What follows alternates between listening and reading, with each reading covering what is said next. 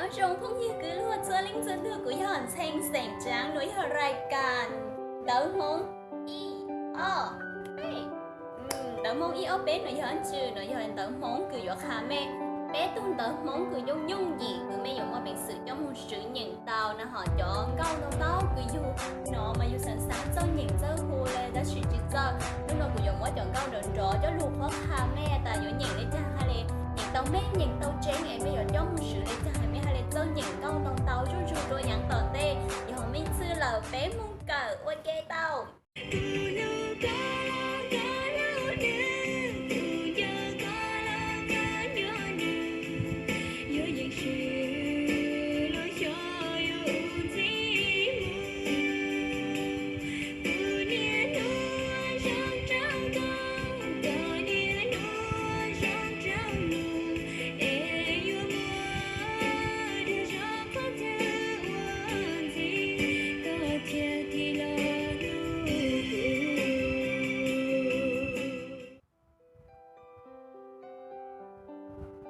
Răng gao, cú lu co lu nừ.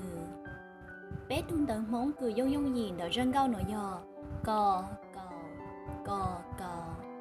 Lò lia, no nông. Co, lo, no. Co, lo, no. Co,สีฟ้า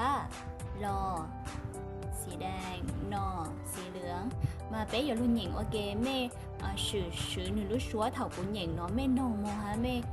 có mẹ sẽ ở ta tư nhớ khỏi tư lấy chàng em nữ lúc xóa rong lấy chàng nó bé giờ bí lúc sao hỏi nó nè cú lu co lò co lu nừ cú giò co lò co giò nừ dùa dành sư lò xỏ dùa uống dĩ mù cú nia nu ua rồng trào co nia nu ua rồng trào nùa dũa mua đa rò khó tư uan dĩ co thia đi lò lú cú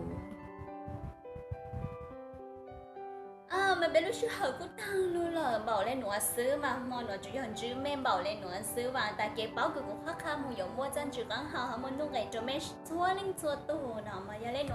cho nó cám nhìn tao mông em chỉ có chút cái cần tao mông của rồng nào tháo chữ phòng có mong cho xua linh xua tù tao mông